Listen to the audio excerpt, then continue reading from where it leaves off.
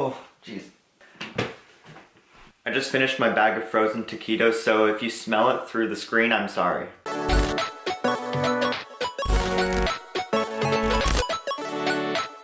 So yeah, it's been a while. VidCon was so much fun. I'm so happy I was able to go this year. And I have some stories to tell you. The trip did start out pretty rough though, I'm not gonna lie. So we arrive at the hotel and I give Sarah the bedroom and I'm sleeping on the couch in the living room. And it's one of those pull-out beds, it's really cool. We registered on Wednesday and VidCon technically starts on Thursday, so we just got there in a day in advance. That night we went to bed really late. I think it was probably like around 12 or 1 or something like that, and we had to wake up early the next day. Sarah's super exhausted, I'm super exhausted. She goes to the bedroom, I go to the living room, and we just call it a day. I pull out the bed and I realize that there are no sheets on it, it's just a mattress. So it's like 12:30, I'm just wandering around the room like blind with like my flashlight, hitting my knees on all the desks and tables and chairs, and yeah.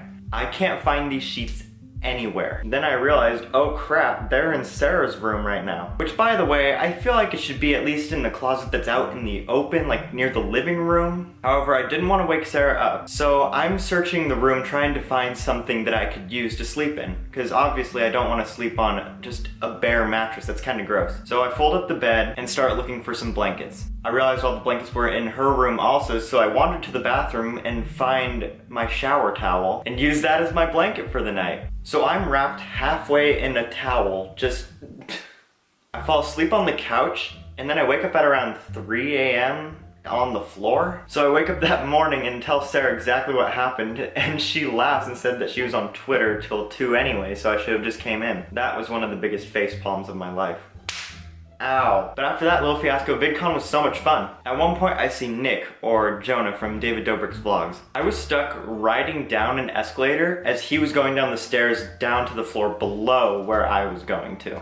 I legit wanted to just run down that escalator to see him, but there were 2 rather large men blocking the way, so I couldn't do that. Anyways, I eventually get down the escalator and turn to go down the stairs that he went down. Now keep in mind, I didn't sprint down the stairs like a super fan to go see him, because you know, famous creator to famous creator, we get that a lot. So I ended up just speed walking with a calm and collected facial expression. Just in case I wasn't able to see him in person, I took a few pictures from the top of the stairs looking down at him just to show my friends that I actually saw him. I ended up catching him and talking to him for a little bit. He's actually a really cool guy, and personally I'm just happy I found him before all the fangirls did.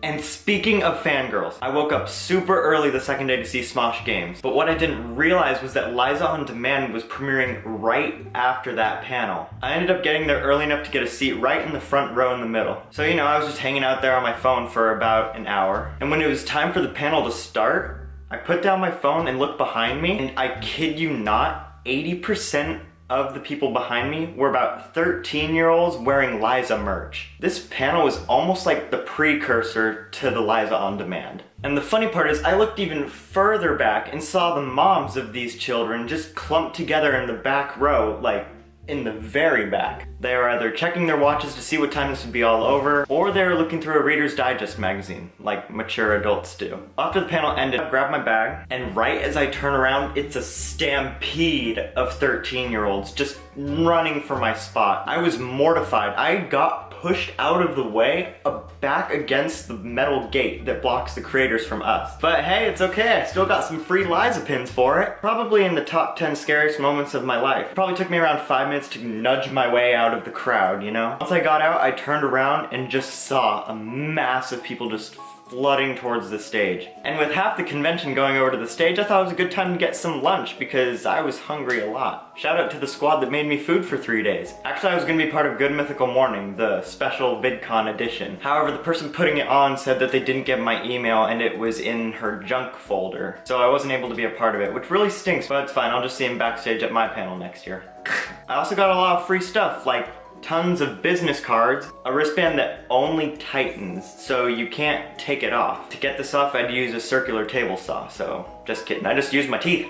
And lastly, I got my badge. The regular creators were purple and the featured creators were gold. In all seriousness though, VidCon taught me a lot about content creation and doing what you want. You guys already know that this channel isn't really a vloggy, artsy channel. I just kind of like to do what I like to do. I do want to get into more sketch comedy though, and I do have some things planned for the future. Either way, thanks for watching this video, and let's get this badge to gold.